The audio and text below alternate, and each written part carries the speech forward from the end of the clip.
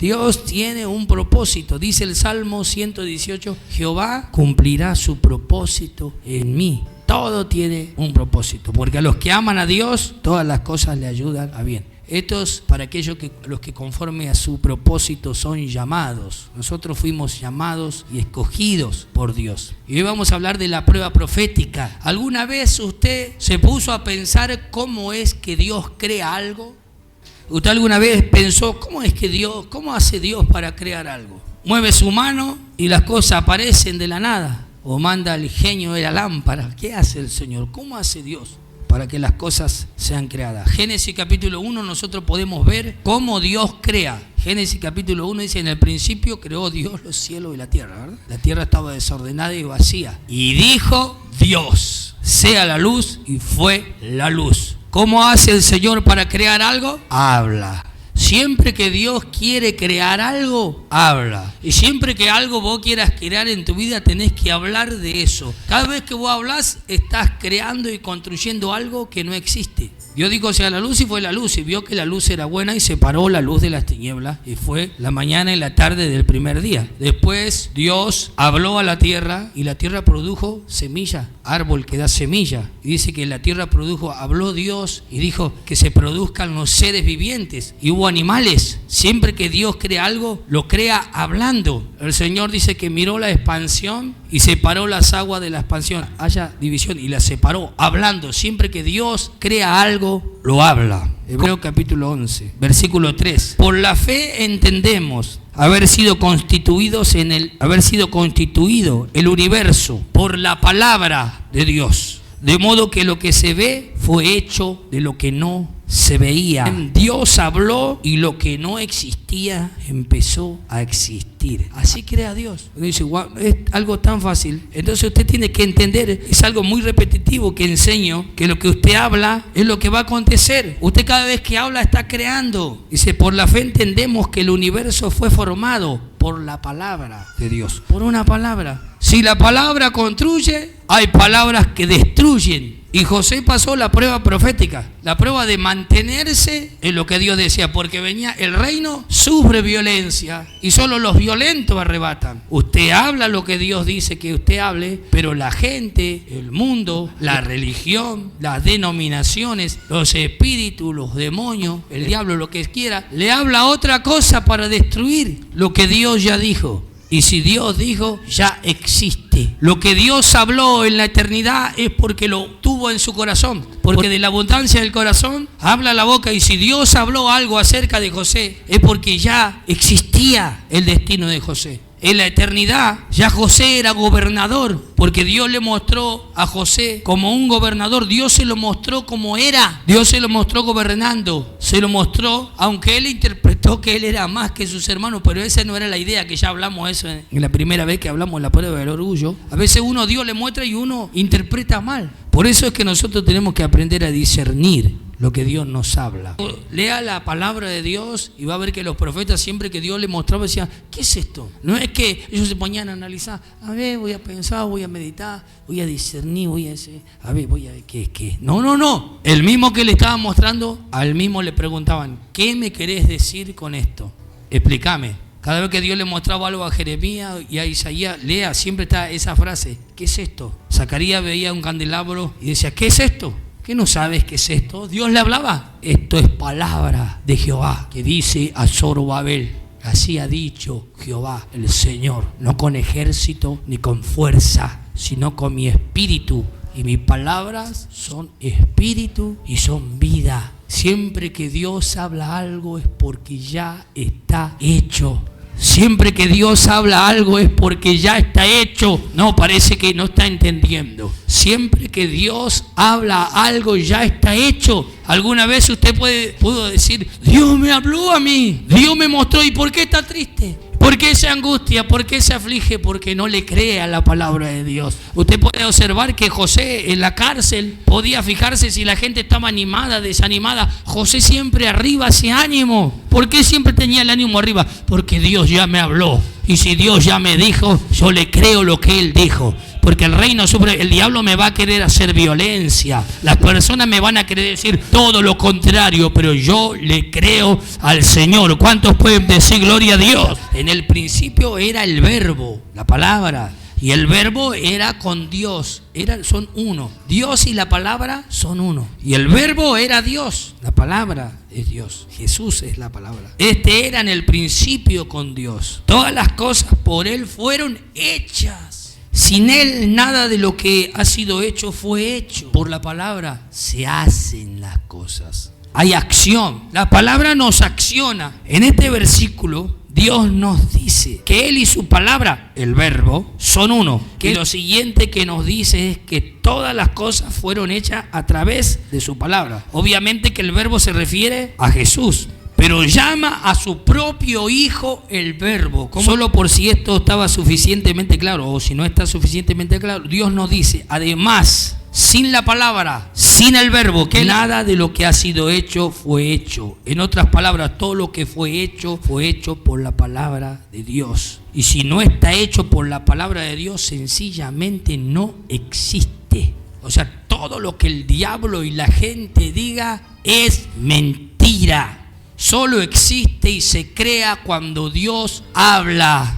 En momentos de crisis, de dificultad o de adversidad, usted tiene que buscar la voz de Dios, la palabra de Dios. La Biblia dice que había hambre en Samaria, había un gran hambre en Samaria. Y una mujer pasó por el muro llorando y le dijo al rey, comimos a mi hijo porque hicimos un pacto con mi amiga, con mi vecina. Primero íbamos a comer a mi hijo y cuando termináramos de comer a mi hijo íbamos a comer el de ella. Ya lo comimos al mío y ahora ella no quiere que comamos al de ella. Y el rey de Israel rasgó su vestido. Dice, sálveme, oh rey. Si no te salva Jehová del muladar, ¿quién te va a salvar? De la basura. Si no te saca Jehová de la basura, nadie te va a sacar. Era un rey impío, pero dijo la verdad. Así me hagan los dioses mañana si mañana hasta ahora no está muerto Eliseo. Y yo me pregunto, ¿qué tendrá que ver Eliseo con lo que había hambre en Samaria?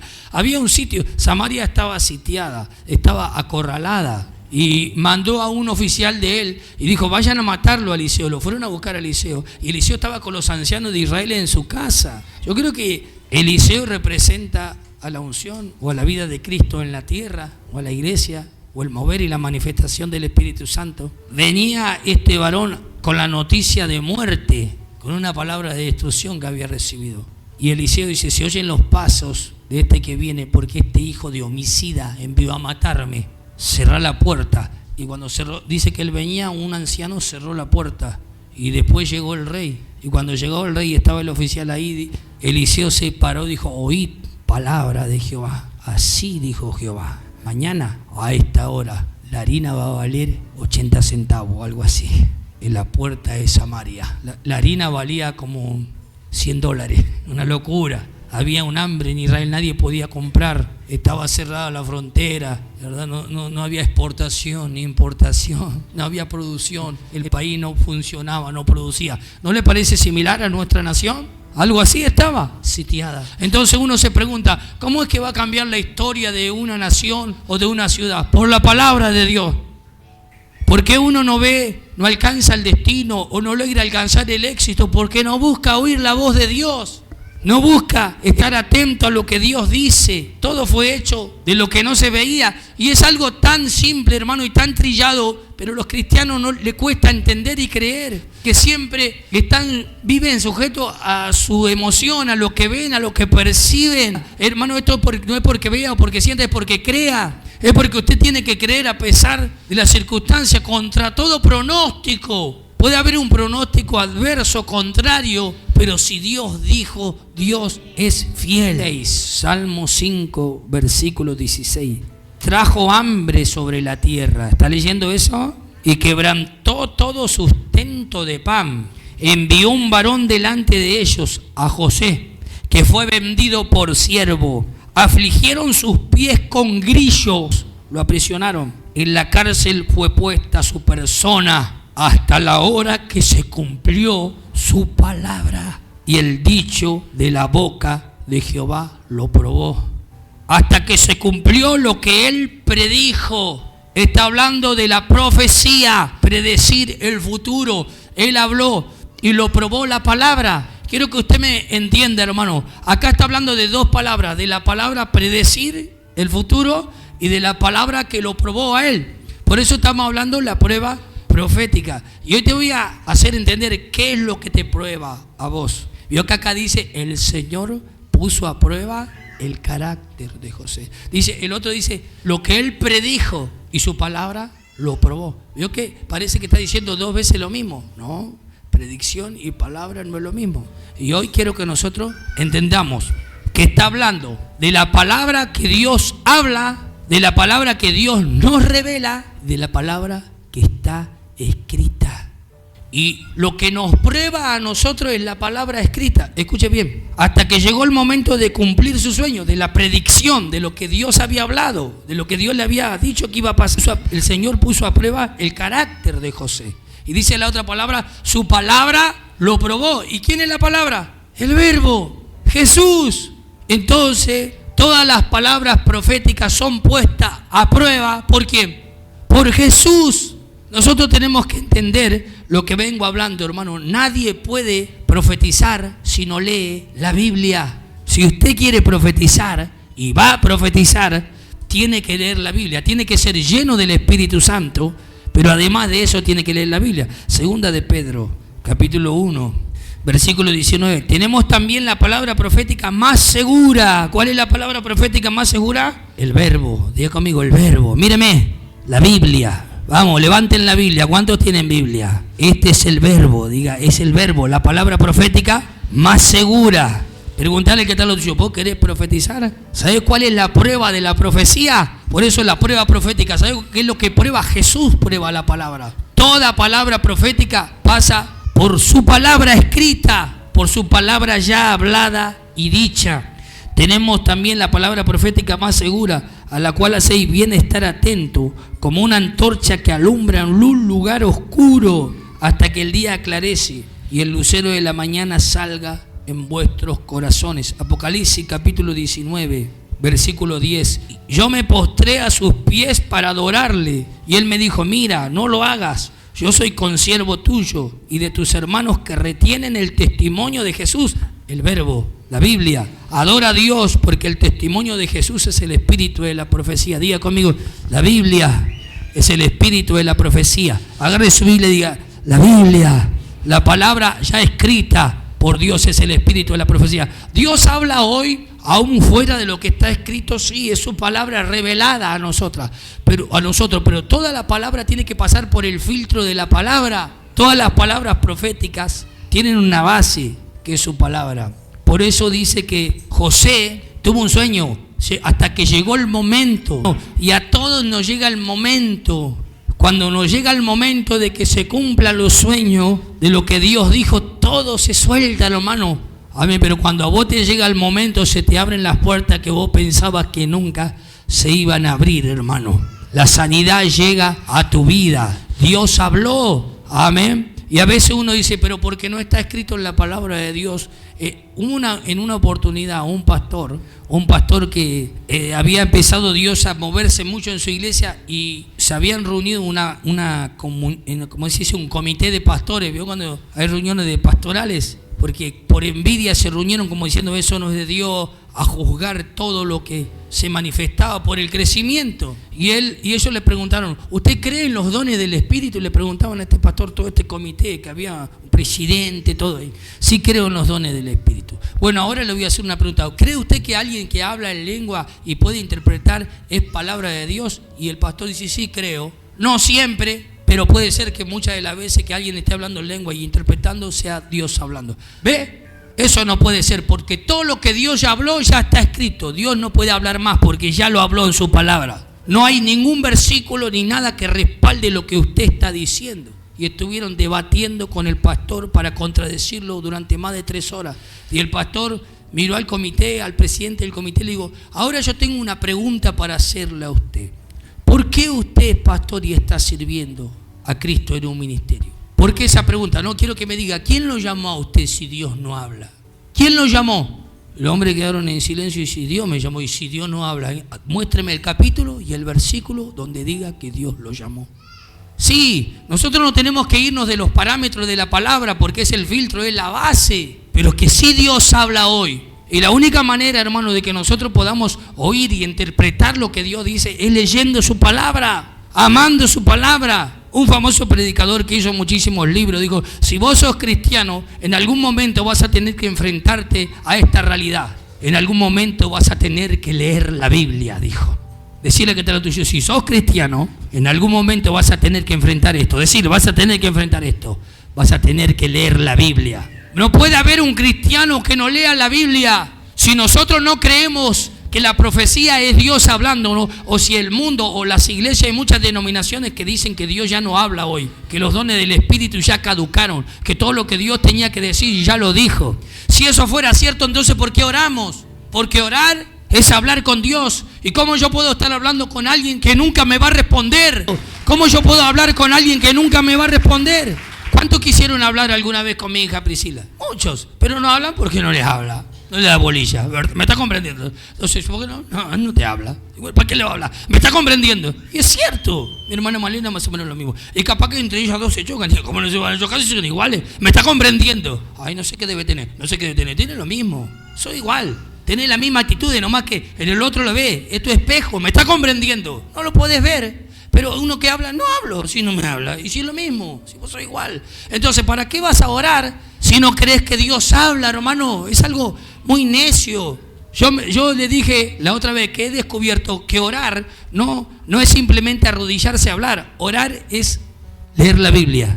Parte de la oración es leer la Biblia. Porque vos no estás hablando como un loro de hora, pero esto no es algo momentáneo, esto es una relación continua. Y nosotros hablamos con Dios porque Él nos contesta. ¿Por qué hablamos con Dios, hermano? El espíritu de la profecía es el testimonio de Jesús. Tienes que amar la Biblia. Decirle que está lo tuyo. Tienes que amar la Biblia. Preguntarle que está lo tuyo. ¿Tenés Biblia? Si no, te lo voy a mandar a la valla a tu casa. ¿Tienen Biblia ustedes? ¿Tenés una Biblia? ¿Dónde está? ¿Tenés Biblia? ¿Y dónde está? Zafate porque yo fui bueno con vos. ¿Tenés Biblia vos?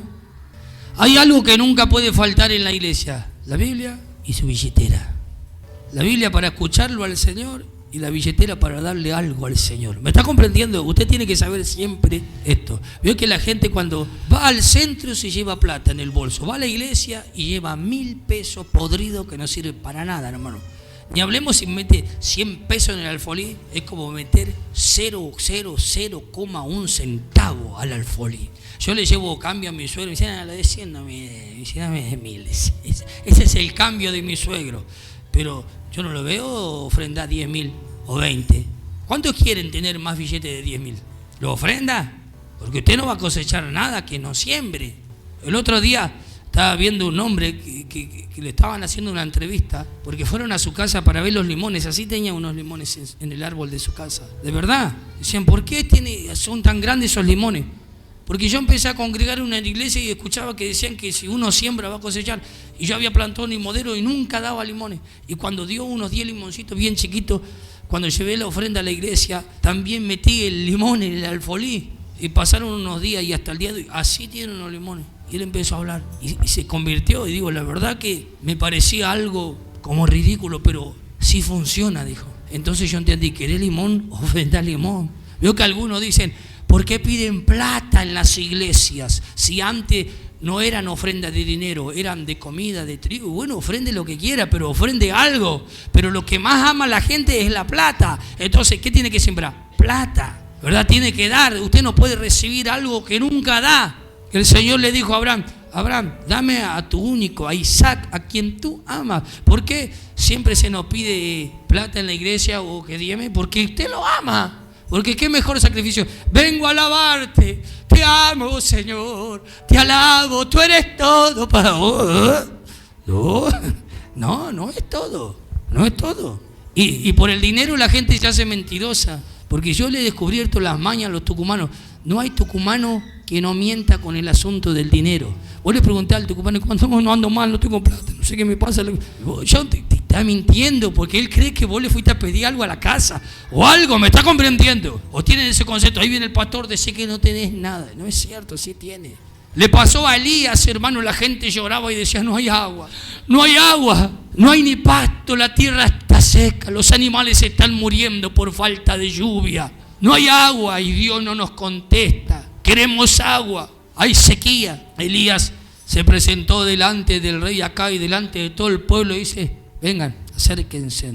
El Dios que sea Dios que responda por fuego. Estaban los profetas de Baal y estaba Elías. Hagan ustedes el sacrificio. Y ellos clamaron todo el día a su Dios y no hubo ni voz, ni nadie quien escuchase ni respondiese. Pero Elías dijo, ¿ustedes quieren oír palabra de Dios? ¿Ustedes quieren que el fuego de Dios descienda? Traigan agua. ¿Qué no había en Israel? ¿Qué decía la gente que no tenía? Tenían agua abajo del colchón, diría la gente. Todos los colchones mojados, hermano. Vio cuando la famosa frase, guardás el dinero debajo del colchón. No tengo, sí tenés. No tengo. Y el otro mes cumple 15 la hija y de repente hasta el vestido tiene. Son de mentiroso. Yo a veces me dice, ¿sabe cuánta gente? Yo y mi esposa le llevamos bolsada de mercadería, Dios sabe. Pero bueno, lo hacemos porque Dios nos dice. O capaz que Dios nos hace para que el otro deje de mentir. Me dice, andá, llevale y enseñale que no sea llorón. Debe ser que Dios me quiere decir eso. ¿Sabe cuántas veces he llevado y después te aparecen con una Hilux, ¿verdad? Un celular más grande que una nave espacial. ¿Me está comprendiendo? No es cierto.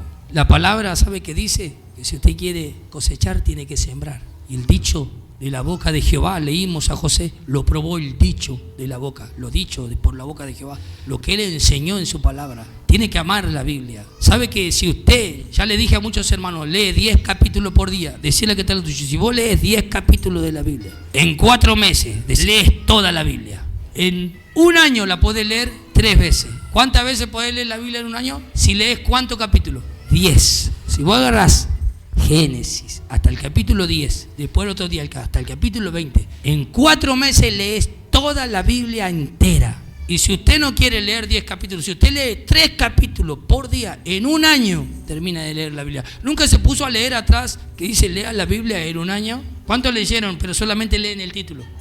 Y dice, mirá, puedo leer la Biblia en un año, qué lindo, y cierran. Y ahí te da una guía de cómo leerla. Y uno dice, en un año. Y uno dice, en un año voy a leer la Biblia. Y ahí la guía te dice 3 capítulos. ¿Sabe cuánto tarda la persona que lee más lento? Una persona promedio o promedio para abajo que no lee fluido. ¿Sabe cuánto tarda en leer 10 capítulos? 50 minutos. No llega a la hora.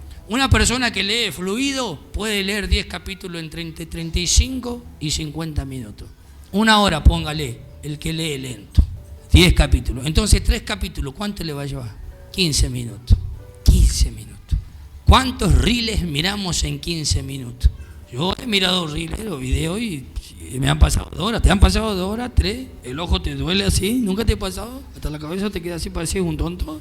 ¿Nunca estuvo mareado así? 2 horas llenando su corazón de basura. Y usted me dice, ¿por qué no logra alcanzar el destino? Porque no ama su palabra. Porque sus palabras es el manual de instrucciones. Cuando usted compra un televisor o un celular o algo que tiene una tecnología de avanzada que usted no sabe cómo se usa, ¿qué quiere leer? Fíjate en el manual, cómo se arma, cómo se usa, cómo es que yo tengo que caminar mi vida cristiana, cómo tengo que tratarla a mi esposa, cómo tengo que ser con mis hijos. Acá dice cómo tiene que ser. La palabra ya escrita, el dicho de la boca de Dios te va a probar. Y eso va a hacer que lo que Dios predijo para tu vida, el sueño, el destino que Dios puso en tu corazón, se va a cumplir. ¿Sabe por qué hay gente que no logra nunca cumplir el sueño y llegar al destino que Dios tiene para él? Porque no aman la Biblia, no aman su palabra. Yo no sé cuántas veces leí la Biblia. Hay muchos famosos predicadores que han escrito, que han leído más de 2000 veces la Biblia. Jorge Müller leyó la palabra de Dios 2500 veces. Dice que 1000 veces la leyó de rodillas. 1000 de las 2500 veces o 3000, no sé cuántas veces, 1000 veces la leyó de rodillas. Y usted ve gente de éxito, gente que alcanzó su sueño, que logró cumplir el destino que Dios tenía para ellos, porque la palabra profética más segura es la palabra. La palabra es una antorcha, la palabra es lámpara a mis pies y lumbrera a mi camino. Usted me pregunta ahora a mí cómo José logró alcanzar el destino de Dios. Sí, pasaron 13 años, pero hermano, hay otros patriarcas y hay otros hombres en la Biblia que alcanzaron su destino, tardaron mucho más. Dice la Biblia que algunos murieron sin alcanzar lo prometido. Moisés logró caminar en el destino de Dios después de 80 años. Abraham tuvo a sus hijos, la promesa que Dios le dio a los 100 años. José logró alcanzar su destino solamente en 13 años porque fue un hombre que se mantuvo por la palabra que Dios le había dicho, hermano. ¿Qué es lo que probó a José? El dicho de Jehová lo probó. ¿Cuántos pueden decir gloria a Dios? Por eso es que Jesús dijo, hermano, que cuando uno siembra la semilla, después de que la palabra es sembrada, viene la persecución por causa de la palabra. Y es algo que la iglesia tiene que entender y despertar y reaccionar. Esto que me está aconteciendo es porque el verbo, la palabra de Dios me está probando. Y voy a buscar en su palabra, voy a escudriñar, voy a meditar la palabra, voy a amar la Biblia, hermano. ¿Cuántos pueden decir gloria a Dios? ¿Qué estás estudiando, Evelyn? Derecho. Tienes un sueño que es ser abogada, tócala. ¿Me está comprendiendo? Tienes un sueño. Para lograr ser abogada tenés que leer muchos manuales, tenés que saber de muchas leyes. Todo lo que vos leas y todo lo que vos te nutre, la palabra, porque son palabras. Todas esas palabras te van a nutrir para lograr alcanzar un destino o un sueño que vos tenés. Cuanto más la palabra, si Dios tiene un destino con tu vida, acá también está el dicho de Jehová que te va a hacer lograr alcanzar el destino que Dios tiene para tu vida. Uno nunca va a poder recibirse, uno nunca va a poder alcanzar ser una persona exitosa, un abogado, un doctor, si no se instruye, si no se alimenta de esos libros, de esa palabra. Y si usted se alimenta de este libro sagrado, hermano, usted va a alcanzar cualquier destino, cualquier propósito. ¿Cuántos pueden decir gloria a Dios? Yo le he visto a mi hija leer libros así, la Priscila. Tengo que estudiar todo esto para las otras semanas, dice. Y va y dice, me saqué un 8, un 9. Así.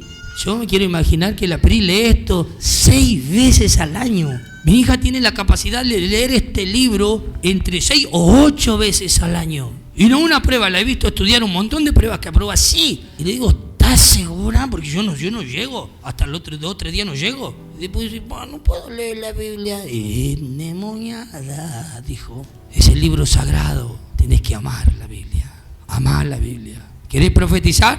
¿Cuántos quieren saber lo que Jehová predijo? ¿Cuántos quieren ver cuál es el sueño de Dios? La palabra te va a probar. ¿Y sabe qué le voy a decir algo? José no tuvo el privilegio que tenemos nosotros de tener la palabra esta que nosotros tenemos. Solo se mantuvo por lo que Dios le dijo una vez, 2 veces. ¿Cuántas veces le habló Dios? ¿Leyeron? Lo leímos la historia. 2 veces. ¿Cuántos sueños tuvo? 2 sueños. Y esos 2 sueños fueron suficientes. Yo tengo su palabra escrita todos los días. José fue suficiente. ¿Sabe que pasan los años y yo a veces estoy orando y ando en una prueba, en una dificultad, y Dios me hace acordar del año 2016, o me hace acordar del año pasado, o me hace ver un video que yo hablé hace 4 años. Hay veces que el Señor parece que usa un Facebook y me hace ver lo que yo mismo hablé hace 4 años y digo, cierto, si Dios ya me había enseñado esto, ¿a cuánto le pasó? ¿Cómo puede ser? ¿Cómo hizo José para no olvidarse? Todos los días se acordaba, Dios dijo, y Dios no miente. No, a ver, nosotros viene el diablo con cualquier cosita, nos dice Dios no existe, Dios no es real, y ya nos ponemos a llorar. Mire, viene el diablo y nos dice Dios no existe, y encima le decimos, sí, Satanás, tenés razón. Claro, creemos que el diablo existe, que no. Y Dios no, tenés razón, Satanás, Dios no existe. ¿Y cómo va a existir Satanás si no existe Dios? Bendito sea el Dios y Padre de nuestro Señor Jesucristo, que según su grande misericordia nos hizo renacer para una esperanza viva por la resurrección de Jesucristo de los muertos, para una herencia incorruptible, incontaminada, inaccesible, reservada en los cielos para vosotros, que sois guiados, guardados por el poder de Dios. ¿Por qué somos guardados? Mediante la fe. O sea, el poder de Dios no se manifiesta si usted no le cree a su palabra, si no cree lo que Dios habló, para alcanzar la salvación que está preparada para ser manifestada en los tiempos postreros, en la cual vosotros alegráis, aunque ahora por un poco de tiempo, si es necesario, tengáis que ser afligidos en diversas pruebas. ¿Qué le pasó a José, hermano? Fue afligido, pero esa aflicción no le hacía olvidar lo que Dios le había prometido. Esa aflicción no le hacía olvidar el sueño que Dios le había dado. Cualquier aflicción o dificultad que vos puedas estar pasando hoy no te tiene que hacer olvidar lo que Dios te prometió. Dios ya te prometió, yo te salvé, envié a mi Hijo Jesucristo, te trasladé del reino de las tinieblas al reino de su Hijo amado. Si vos moriste, venís a la eternidad a vivir conmigo. Ya hay un montón de promesas que te tienen que mantener alegre, por más que vos no logres alcanzar o tener lo que vos quieras aquí, hermano. Hay un montón de cosas por las cuales vos podés estar contento, para que sometida a prueba vuestra fe, mucho más poderosa que el oro, el cual, aunque perecedero, se prueba con fuego, sea hallada en alabanza, gloria y honra cuando sea manifestado Jesucristo, a quien amáis sin haberle visto, a quien creyendo, aunque ahora no le veis, os alegráis con gozo inefable y glorioso, obteniendo el fin de vuestra fe, que es la salvación de vuestras almas. El regalo, hermano, el milagro más grande ya lo hizo Cristo en la cruz. Usted ya tiene el milagro más grande. A usted Jesucristo ya lo salvó, hermano. Cualquier cosa que a usted le esté faltando no se compara a nada. Cristo ya lo salvó, hermano. Su vida está guardada juntamente con Cristo. Los profetas que profetizaron de la gracia destinada a vosotros inquirieron diligentemente, indagaron acerca de esta salvación, escudriñando qué persona y qué tiempo indicaba el Espíritu de Cristo que estaba en ellos, el cual anunciaba de antemano los sufrimientos de Cristo para gloria y la gloria que vendría a ellos. Hermano, los profetas, hermano, los ángeles, todo dice que querían vivir en este tiempo que nosotros vivimos. José hubiera querido tener la Biblia, hermano. Hubiera leído la Biblia todos los días, José. Lo que te alimenta, hermano, y lo que te mantiene es lo que Dios habla.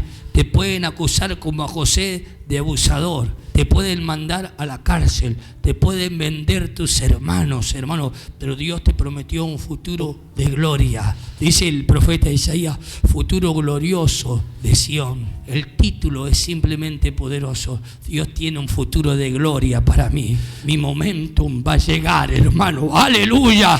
Yo estoy creyendo que mi momento está cerca. El momento en que se cumpla el sueño que Dios depositó en mi vida, hermano. El momento en que Dios cumpla el sueño que te puso en tu vida. Usted tiene que creerlo, hermano. Siempre que Dios le hable algo es porque ya está hecho. Dios le dijo a mi hermana Ismael, yo le he escuchado muchas veces, vos ya tenés tu casa. Entonces él ya tiene su casa. Él tiene que estar contento y no tiene que afligirse y tiene que decir, Dios me dijo, ya tengo mi casa. Dios le había dicho a José, vos vas a gobernar sobre todo en esta tierra. Y él no gobernaba, estaba en un calabozo, pero en ese calabozo él no se veía con cadena, porque el dicho de la boca de Dios lo estaba probando. Él estaba siendo probado. Algunos creen que yo estoy encadenado. No, yo soy un gobernador. Dios me llamó para gobernar toda la tierra. José no se veía preso, hermano. José no se veía esclavo. José siempre se vio gobernando. Por eso en la casa de Potifar él siempre estaba arriba. En la cárcel él siempre estaba arriba. La palabra siempre te mantiene arriba. La Biblia dice que nosotros somos cabeza y no somos cola, hermano. La palabra de Dios siempre te mantiene elevado, hermano. Vos tenés que siempre confesar y declarar la palabra del Señor, que dice, cree en el Señor Jesucristo y serás salvo tú y toda tu casa, hermano. Tus hijos ya están salvos. Tus hijos no son borrachos. Tus hijos no son drogados, hermano. Tu hija o tu hijo no está perdido en los placeres, hermano. Tu hijo es un hijo de Dios, es un hombre de Dios. ¿Cuántos pueden decir gloria a Dios? Tu hijo es un drogado, tu hijo es un borracho, tu hija es una prostituta, tu hija no sirve, no, tu hijo es un homosexual, no, mi hijo es un siervo de Dios. A mi hijo lo compró el Señor Jesucristo con su sangre en la cruz del Calvario. Él me dijo a mí, cree en mí y toda tu casa va a ser salva. Yo veo toda mi casa en el cielo con el Señor Jesucristo. Yo veo a toda mi familia alabando a Dios. Alguien tiene que verlo, hermano. Alguien tiene que profetizar en este lugar. Dios, vos no podés profetizar si no lees la palabra del Señor. Tenés que amar la Biblia. Tenés que amar la Biblia. Lámpara es a mis pies tu palabra y lumbrera a mi camino. Tu palabra me abre los ojos. Tu palabra me indica el camino a través de la revelación del Espíritu Santo. Dios, usted tiene que orar y leer la Biblia. Orar y leer la Biblia, hermano.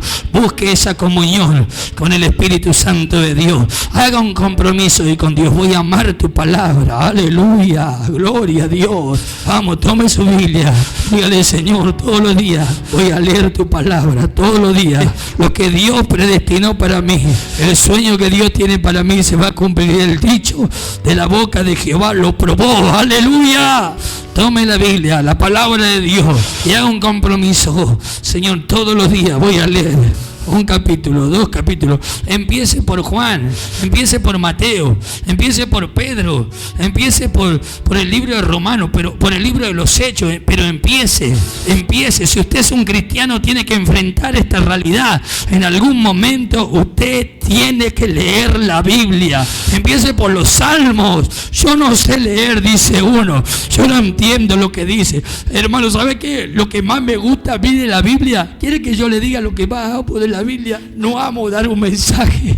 Yo lo escucho a algunos que tienen una habilidad hermosa, que leen Lucas capítulo 11 y leen 2 o 3 versículos y dan un mensaje, hermano, de eso. Yo no puedo.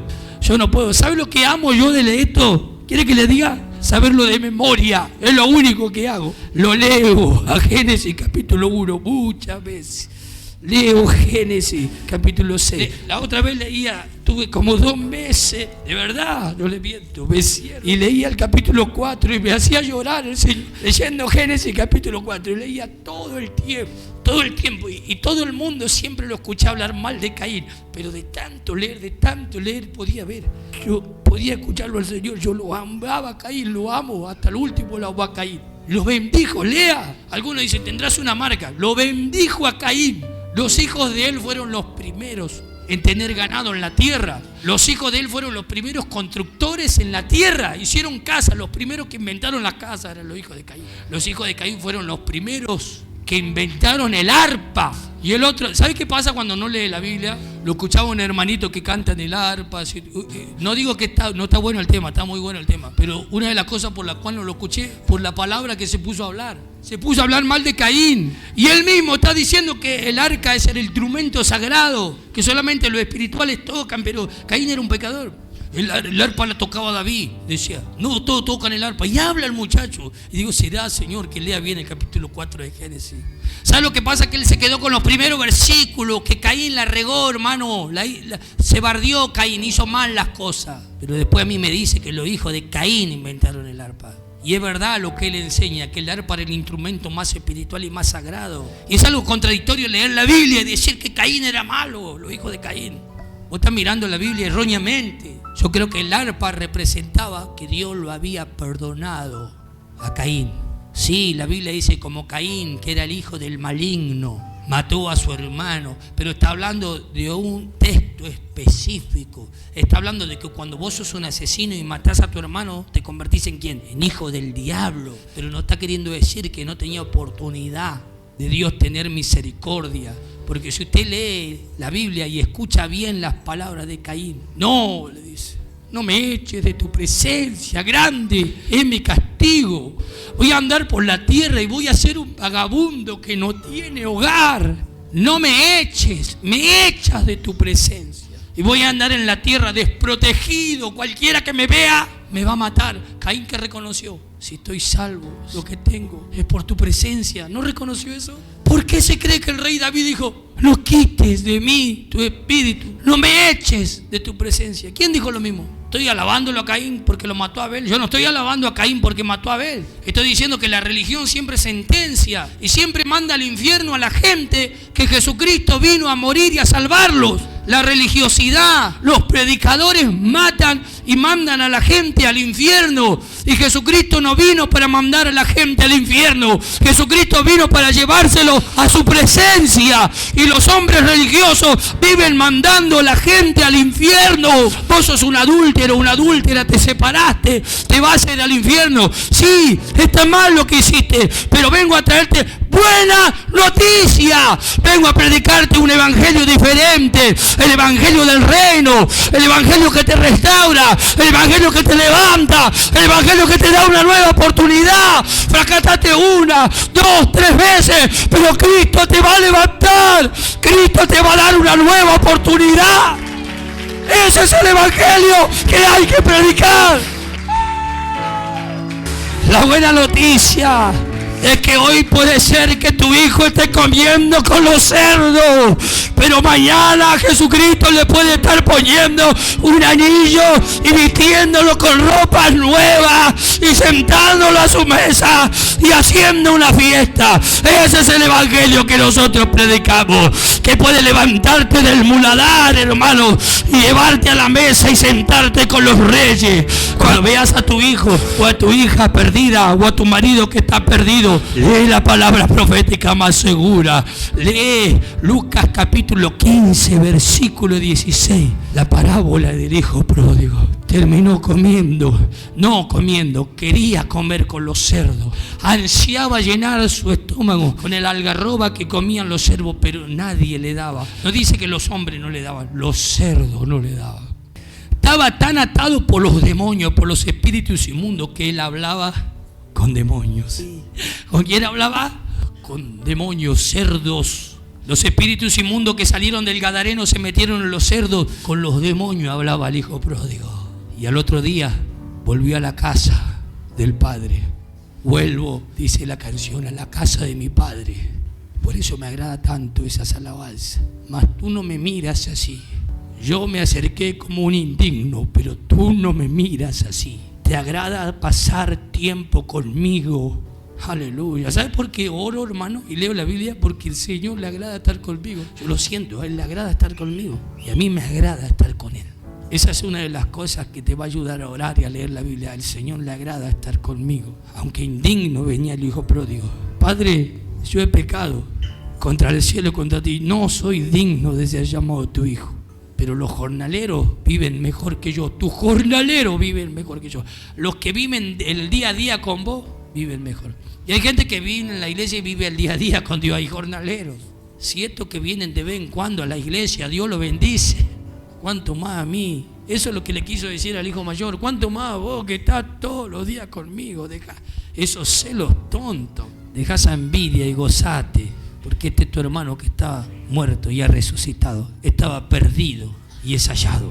Te doy gracias, Padre. Porque así como el dicho de tu boca probó a José, ese dicho de tu boca nos prueba hoy. Tú eres el verbo, Señor, y sin él nada de lo que fue hecho sería. Jesús es la palabra profética más segura.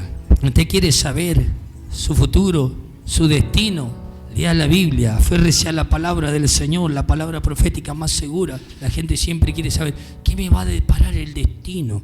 Voy a leer el horóscopo. Le abre la puerta a los demonios, hermano. Esas voces no son de Dios. Su palabra que dice que es el proverbio es medicina para nuestros huesos. ¿Qué es su palabra? ¿Estás enfermo? Lee la Biblia. ¿Estás desorientado? Lee la Biblia. Habla con Dios. Te doy gracias, Padre eterno.